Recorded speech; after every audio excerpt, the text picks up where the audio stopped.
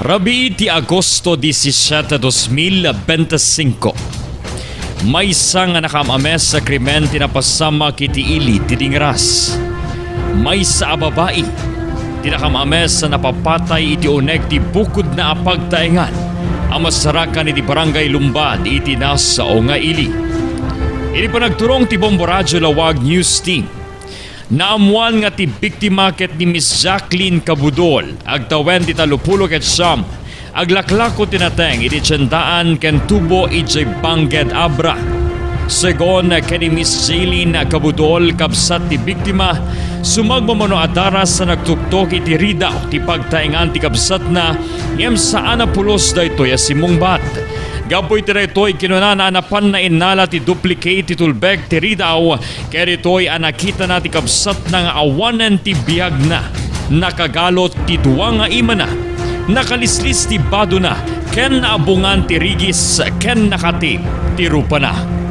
Inayon na amalagsidi ti bangkay kaya ritoy anakita na anawara ti balay ti kabsat na ken mapukpukaw ti sumagmamano anapapateg a panag pakiramanan ti cellphone alahas ken kwarta iti alkansana.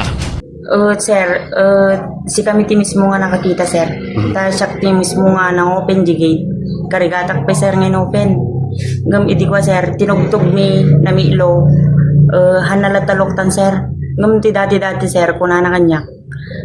Agure ka, adanak, open kun kunana no ka, sir. So nga, ituloy no ka jitulbek nga, anata sa gisa kami nga, sir. Ada duplicate na kanyak.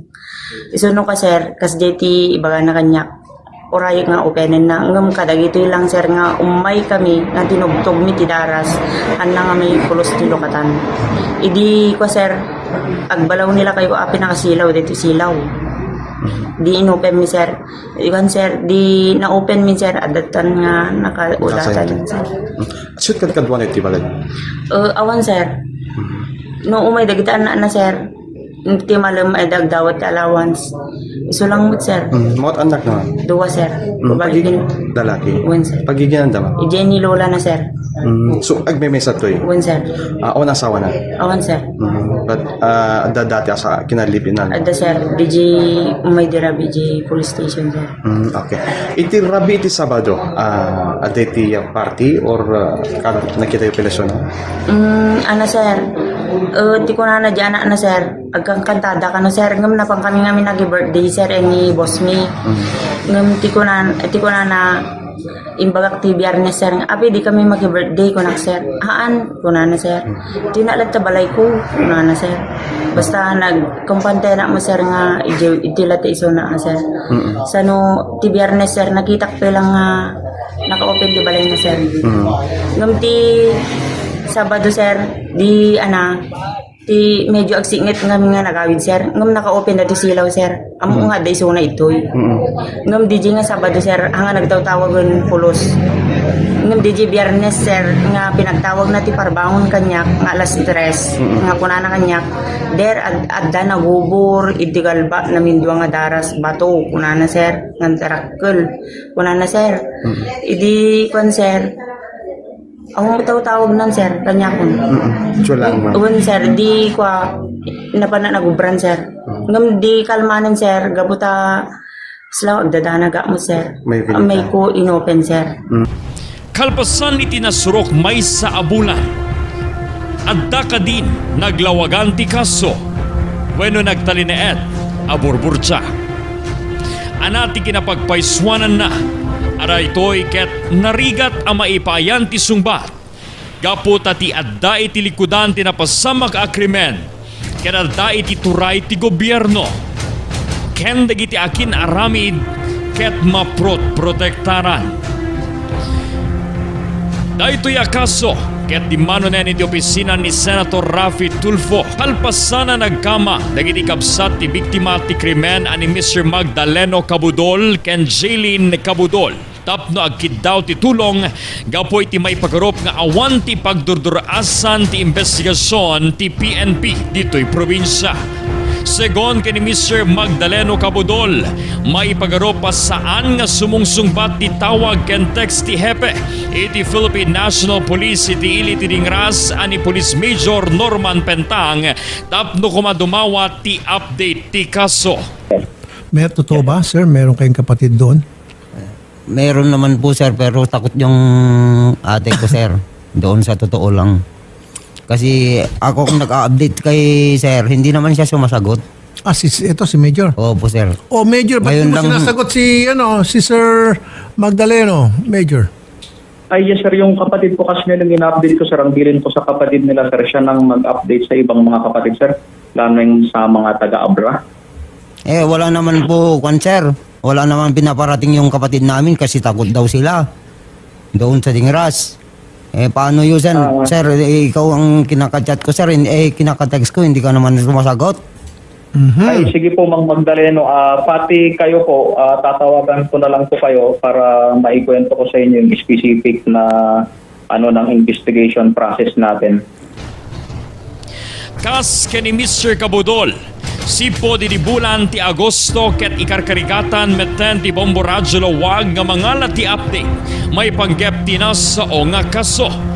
Maminado na daras akon kontaken ti hepe iti Philippine National Police Dingras ngem saan daytoy nga agsungsungbat iti tawag ken text. At dapayen ti gundaway ang nagturong mismo ti Bombo Radyo wag iti stasyon ti Philippine National Police Dingras. Nakita nga adda tinasa o nga hepe iti stasyon ngem saan na simmango iti Bombo Radyo wag news team. Naamuan nga iti pannakainuman ni Senator Raffy Tulfo kay ni Police Major Norman Pentang. Dito'y nga inbatad ti hepe nga agtultuloy pailaeng ti investigasyon da iti naso apasamak. Kinunana na isumitirdan ti amin nga ebidensya ang narekobra iti crime scene, iti crime lab, ken iuray dalaeng nga ti resulta iti eksaminasyon da. Inayon na pa'y nga dan iti panang review da kada iti CCTV ken pan naka-interview kada iti kabagyan ti biktima. In pangaamuna pa iti hepe nga kitkitaan dan amin nga anggulo a rason no apay nga adda iti na-establisar da na persons of interest. Kabayatan nati panakainuman ni Senator Tulfo kadagiti maseknan dito'y akelaat nga inbulgar ni Mr. Magdaleno Cabudol nga addan ti gundaway a panangpadas at tawagan ti maysa apagayam ti biktima iti cellphone anatakaw. Dito'y nga adday ti simong bata lalaki ket dito'y nadakamat tinagan ti maysa a pulis iti ili ti Dingras. Sir, listen to me. Okay, alam ko, tinitipid mo yung pagbibigay ng information sa amin dito. I understand that. Pero dapat dito sa pamilya ng biktima, huwag nyo tipirin. Kaya nga napunta na rito kasi tinitipid nyo sila eh. Sir, they are well aware po sir, pati doon sa resulta ng sir. Actually sir, mas kakasama po kami noon sir. Pwede mo magsalita, hepe? Go ahead, Gusto mong iparinig ko sa iyo yung record? Ano pong Dito? sabi, Hepe? Para magkabugingan na lahat. Sige, gusto ko yan. Ano po? Sige po, huwag kayo matakot. Ano sinabi? Makinig ka, Hepe, ha? Yung mga ibang record, hepe, labas mo. Nandun sa kampo. Ano sabi? Teka sir, paparinig ko lahat. Hepe, Para- Major, sino po yung Hepe nyo? Wala na akong takot, hepe. Sige. Ano po? Ano meron dyan? Teka sir. Okay, sige. Ibukin mo si Hepe. Gusto ko yan. Hepe, makinig ka. Tawagan nyo nga si Provincial Director Colonel Labiano. May sinasabing pangalan ng tao, sir, dito. Meron. Oo, yung din, pulis din sa Dingras eh. Pulis! Opo, sir. Aba. Kaya pala tipid si Hepe magsalita. Yari ka ngayon, Hepe. Sige, huwag ka matakot, sir. Andito ka na rin lang. Sir. I'll give you the full protection that you deserve, that you need. Sinisiguro ko po sa inyo. Hindi makakaporma tong Hepeng ito sa akin. Sige po, ano yung mga meron dyan? May natitira ako, sir, pero marami yan, sir, nandun sa kanila. Naka-USB po, sir. Pakikwento na lang. Ano pong sinabi dyan? Para hindi tayo maubusan ng oras. Mamaya marami akong oras pagkatapos ng Pulis programa. daw po yung, sir. Suspect. Suspect, sir. Sino nagsabi niyan? Yung may hawak ng cellphone na tumawag dito, sir. Tumawag sa kaibigan ko, sir. Oh, Major! Major! Yes sir, yes sir. Diyos, medyo tumataas ng kilay namin lahat dito sa'yo. So, yung mismong tumawag sa kakilala nila na gamit-gamit yung cellphone ng kapatid nila na pinatay, ang mismo nagsabi na pulis daw ang suspect. Ngayon, tinatago mo sa amin. Tapos sinasabi mo, para hindi ma-preempt ang inyong investigation. I understand that. Pero nagsalita naman na. Major, bakit nagmaang-maangang ka sa akin kanina na wala? Ito, alam na ng victim. I mean, ng kamag-anak ng biktima. May binanggit na sa akin pangalan na suspect. Tapos ikaw pa, kunyari-kunyari ka pa, wala ka pa alam, may under investigation. Meron na, dapat all you need to say is that we already have a person of interest. Ngayon, sinasabi mo, wala ka pang person of interest, wala ka pang suspect because it is still being investigated. Palibhasay kabaro ninyo, punyeta. Sir, as I've said earlier, sir, may mga POI po tayo, sir, pero hindi pa po natin ma-consider na suspect, sir. Dahil mahirap po establish yung, sir, yung prima facie case. I know, sir. Yes, sir. Yes, sir. Yes, sir. Pero dapat man lang nagiging open kayo dito sa family ng victim. Kasi kung open lang po kayo sa family ng victim and you're being honest to them and you're being sincere to them sa lahat ng ginagawa niyong aksyon, then they would not have been here. They would not have come to my office. Gapoy na ito'y arabelasyon. Nagduduan ni Senator Tulfo ang mabalin na ito'y tirason no apay alimitado amang TED tinetalye ti Hepe iti PNP Dingras. Segon ni Senator Tulfo, gapo ka ito'y nga impormasyon rumbeng laeng nga addan ti primary person of interest iti PNP iti kaso a Pannakapapatay ni Miss Cabudol. Segon ni Police Major Pentang, addan na itinestablisar nga person of interest ngam saan pa ya mabali na maikonsiderar ka suspect. Inbaradmet ni Senator Tulfo ang maawatan na daytoy ngam rumbeng kumanga adda iti panangipakaamuda amin dagitoy abanag iti pamilya ti biktima. Kabayatan na inbatan ni Police Colonel Jomar Labiano iti Provincial Director ti Ilocos Norte Police Provincial Office nga marigatan da iti panang bigbig no sa sinno ti mangsungsungba ti tawag ti best friend ti biktima. Inbarad na at lalaki nga aday ti likudan ti raytoy ket maibilang pa nga person of interest ken kastamet na ni tinagan ti police nga addaan na rango a police master sergeant. No pa'y kasta saan nga ikatenti ka pulisan aray to'y anagan ti police ket mabalin nga aramid laeng. Inay na paya man narimaan pa'y laeng ti tracking ti PNP Dingras. Karang itiraduman paya mabalin nga agbalin ang motibo ken mabalin nga agbalin a person of interest. Nupay kasta, ilalawag na nga ti PNP Chief iti PNP Dingras iti makasungbat. No apay na iraman tinagan ti maysa police iti nasa o nga kaso gapo ta isuna ti akin igam ti first hand information. Segon kani Police Major Norman Pentang tinagan ti pulis ket nadakama ti lalaki anang sungbat ti tawag ti pagayam ti biktima. Inadmitir ti Hepe nga amuna daytoy ngem saan na paya nakasarsarita may panggep iti kaso.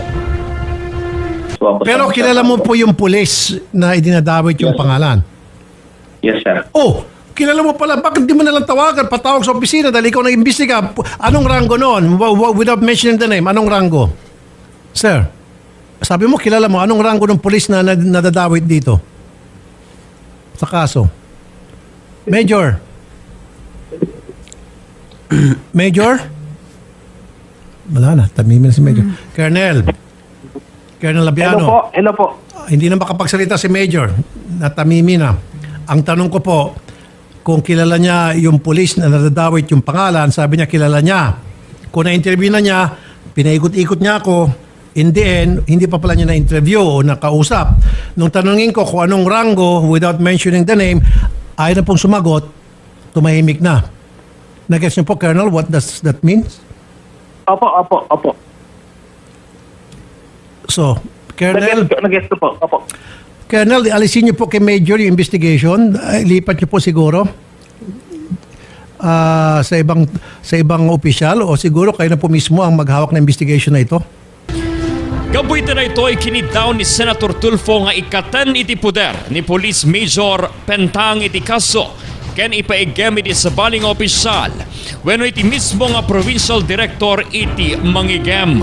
In panamnamamet ni Police Colonel Labiano nga ipayan na ti umno a disiplina dagiti adda ti babaen na nga opisyal ti Philippine National Police. Iribiyang ti lokal na gobyerno iti ili ti Dingras namnamaen da amagunod iti kabiitan na panawen ti hustisya aglalo ket empleyado ti gobyerno lokal iti kabsat ti biktima. Segon ken ni Mayor Jumel Sagid Gosi nga nangipaidan ti pinansyal a tulong iti pamilya ti biktima. Inayon na nga gaput na kalikagom ti anak ti biktima nga agtuloy nga agbasa ket sisisagana ti lokal na gobyerno ang mangipaay ti tulong karagitoy tapnon magunod ti arapaapda. Yes, naikanta yun ako ti financial assistance dito biktima, dito pamilya iti biktima. When po actually when imbagakmet kanyada dito pamilyada in pakasigurado mimot nga open nito LGU nga mangtulong kanyada babaen pay iti educational assistance para kadigito anak dito.